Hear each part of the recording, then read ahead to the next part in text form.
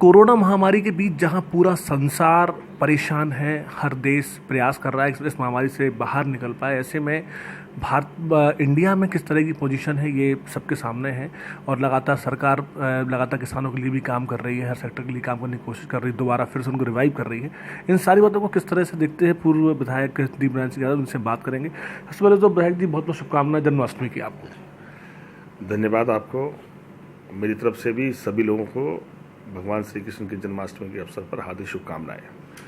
विधायक जी, किसानों के लिए सरकार किस तरह काम कर रही है, कितना लाभ मिल पा रहा है आम जनता को? देखिए, सबसे पहले तो अगर सवाल किसानों की हालत पे करें हम, तो जहाँ तो किसान फसल से जूझ रहे हैं और अभी भी देखिए बरसात के दौरान भी पूरे बुंदेलखंड में सूखा है, फसलें बर्बाद हो रही हैं बुरी तरह से, पानी का इंतज़ाम नहीं है, बांधों में पानी नहीं है।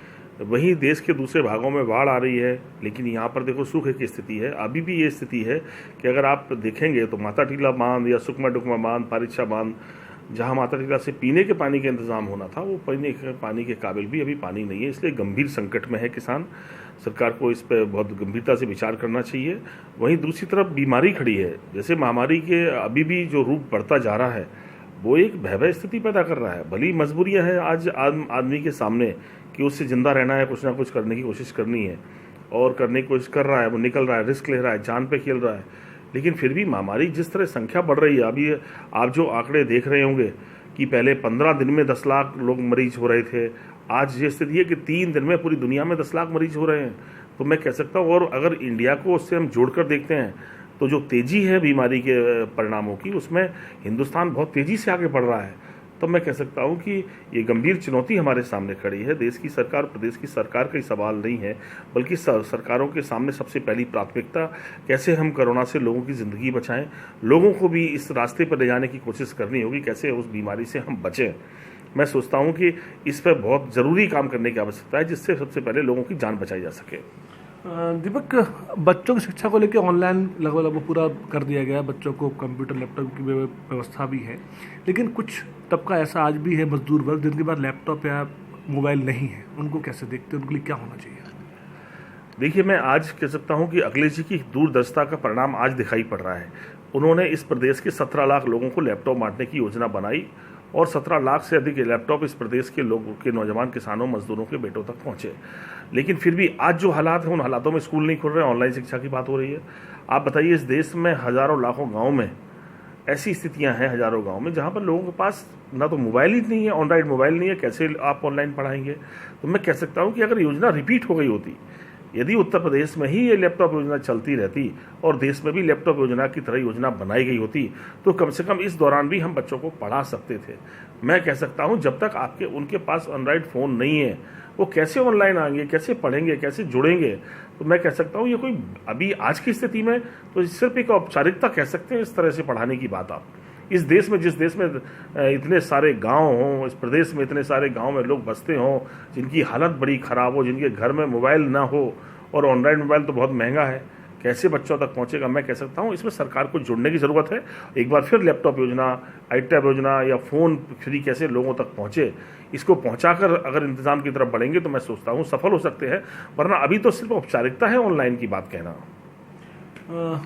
दीपक, क्राइम की स्थिति कैसे देखते हैं? यूपी के अंदर क्राइम को किस तरीके से जो गवर्नमेंट है उससे किस तरह जो इनकाउंटर किए जा रहे हैं, इससे अपराधियों पर कितना कुछ लग पाएगा? देखिए, अपराध को लेकर जो स्थिति है, आप देख रहे हैं कि अगर आप पेपर न्यूज़ कहीं भी पढ़ें या टीवी खोलें तो पूरे देश में ही हालात ख़राब हैं। उत्तर प्रदेश भी उसमें बहुत आगे से आगे, तेज़ी से अपराध आगे बढ़ रहा है। उसकी बड़ी वजह है कि नियंत्रण नहीं हो पाना, मैं कह सकता हूं।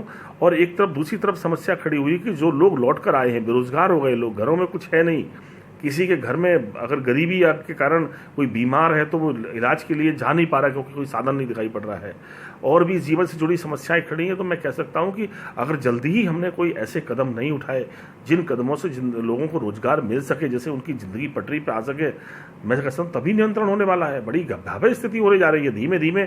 जिस तरह की अपराधों की बातें नज़र आ रही हैं, परिवार के परिवार शामिल हो रहे, कई अभी जो अपहरण केस मेरठ में या कहीं अगल मुजफ्फरनगर की जो घटनाएं हुई हैं, उसमें पति पत्नी दोनों शामिल दिखाई पड़ रहे हैं। मैं कह सकता हूँ बड़ी भयानक स्थिति है, और उसकी वजह है कि हमारे पास अभी जिस महामारी के दौरान मैं सोचता हूँ कोई काम नहीं दिखाई पड़ रहा लोगों को। तो मैं सोचता हूँ सरकार को बड़ी गंभीरता से लोगों की ज़िंदगी के सवालों पर खड़े होना पड़ेगा, उनके इंतजाम से जुड़ना पड़ेगा, तभी हम कोई नियंत्रण की बात सोच सकते हैं। और दुरुस्त करनी पड़ेगी व्यवस्था, जो व्यवस्था है उसको कैसे और अच्छा करें हम, जैसे अपराध पर नियंत्रण कर सकें, इसकी बड़ी ज़रूरत है। वक्त हो गया है ब्रेक का। ब्रेक का फिर बात करेंगे दीपक से। सवाल अभी और भी बाकी है कुछ।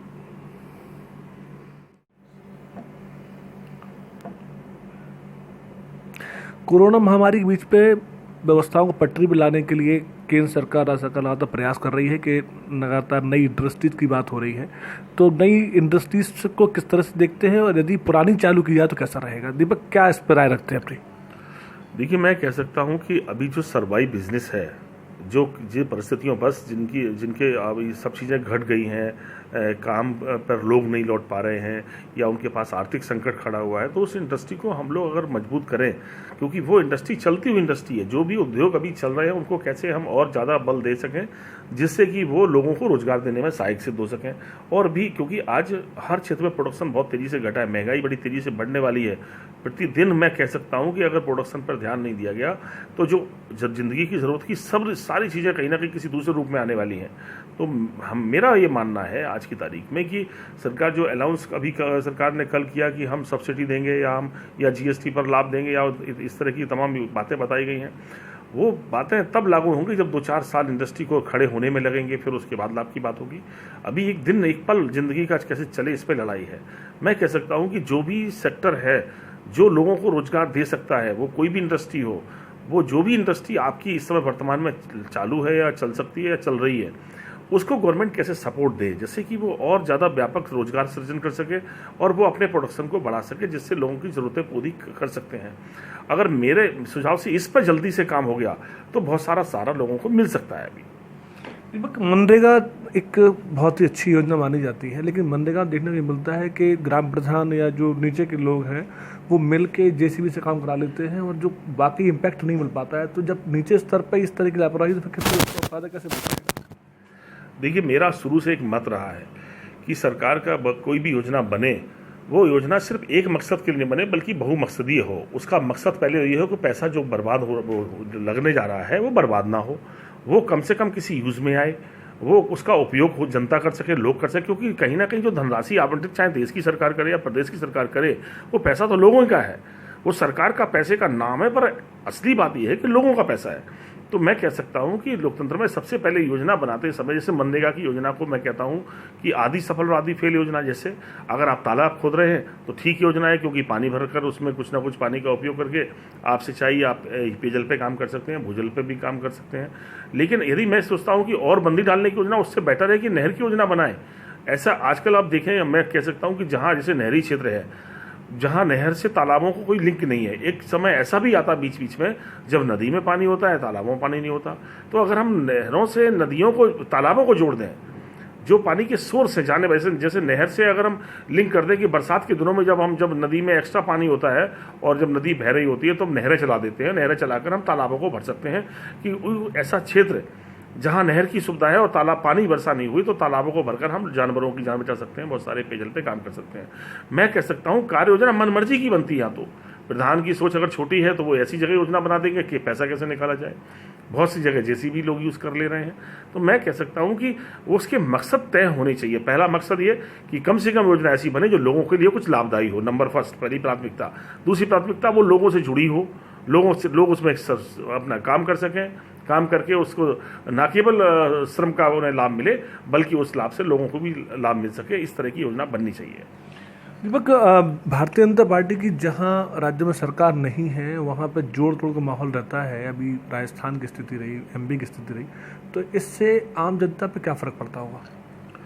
मैं कह सकता हूं कि जिस तरह की राजनीति, इस तरह की जब भी कोई राजनीति कभी हुई है, देश के इतिहास को यदि आप पलटेंगे, जब भी ऐसी तानाशाही दिखाने की कोशिश की है या सत्ता का दुरुपयोग कहीं भी हुआ है, जनता रिवोल्ट हुई है। जनता ने बड़ी बड़ी सत्ताएं उखाड़ कर फेंकी हैं। और मैं कह सकता हूं कि जो भी ये कोशिश कर रहा है जनता की, जैसे किसी को भी अगर बनाने का फैसला लोग करते हैं, लोगों का फैसला है, वो लोगों के फैसलों कोई और बड़ी ताकत लोकतंत्र के नाम पर, किसी बड़ी सरकार के नाम पर बदलने की कोशिश करती है तो लोगों में गुस्सा बढ़ता है, हमदर्दी नहीं बढ़ती।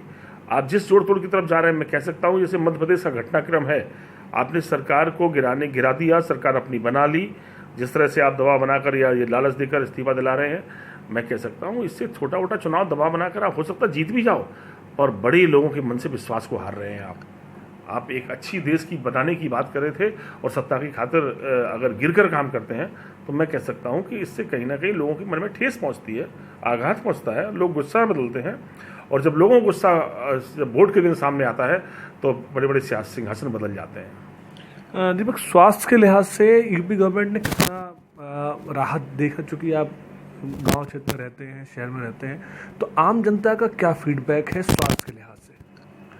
देखिए, मैं पहले से भी बोलता रहा हूँ कि स्वास्थ्य पर बहुत सारे काम करने की ज़रूरत थी। जिस तरह से अखिलेश जी ने पीएससी को सीएससी में तब्दील किए थे, ट्रामा सेंटर बनाए थे, बहुत सारा काम, बड़े बड़े हॉस्पिटल बनाए थे, मेडिकल बनाए थे, आपके बीच में भी है झांसी पैरामेडिकल कॉलेज बनाया, यहाँ पर 500 बेड बनाए, जालौन में एक मेडिकल कॉलेज बना, बांदा में एक मेडिकल कॉलेज बना, आप सैफई में मेडिकल कॉलेज बना, आप अगर पूर्वांचल में चलेंगे तो वहाँ पर बहुत सारे मेडिकल कॉलेज पर काम किया था। वो काम नहीं होते बल्कि लोगों की ज़िंदगी को कैसे बचाएं उसके लिए कोशिश होती है। अब एम्बुलेंस सेवा दी थी, बहुत सारे दवाई को पर्चा माफ़ किया था, दवाई के लिए विधायक अपनी निधि का पैसा कैसे दे प्रावधान किए थे, कानून में बदलाव किए थे, एक बहुत सारी सीरीज थी कुछ ना कुछ करने की। पर मैं कह सकता हूँ इस सरकार में बहुत ज़्यादा गंभीरता से इस पर कोई योजना नहीं हुई, बल्कि कहा जा रहा कि हम कर रहे हैं, पर कब करेंगे आप, कब बनेंगे अस्पताल? अगर अस्पताल अब नहीं बन सकते, आपका समय निकल रहा है, तो अब तो लोगों की जान इस महामारी के कारण जान जोखिम में पड़ी हुई है। हम इसके लिए बेटर से बेटर इंतज़ाम कैसे करें? अभी बीमारी कम नहीं हुई है, अगर लोगों के दिमाग से बीमारी का भय और डर निकल रहा है, वो उसकी वजह है कि लोग सोचते हैं कि कैसे जिंदा, और सारी वजह हैं जो परेशानी ज़िंदगी से बड़ी दिखाई पड़ रही हैं, जिसके लिए ज़िंदगी पर रिस्क ले रहा है आदमी। पर मैं कह सकता हूँ स्वास्थ्य सेवाओं के लिए प्रतिदिन अब राजनीति का विषय नहीं है, बल्कि हम सब लोगों को मिलकर ये कोशिश करने की ज़रूरत है कि कैसे हम लोगों की जान बचा पाएंगे और कैसे बचाएँ। इस पर हर रोज़ कुछ ना कुछ अच्छा करने की कोशिश करनी चाहिए, तभी जाकर हम कामयाब होंगे और महामारी से बचेंगे लोग। तो ये कुछ सुझाव और कुछ अपने बयान थे दीप नायक यादव के, और लगातार आम जनता के बीच जाके ये काम भी कर रहे हैं। Kuldeep, general news 86।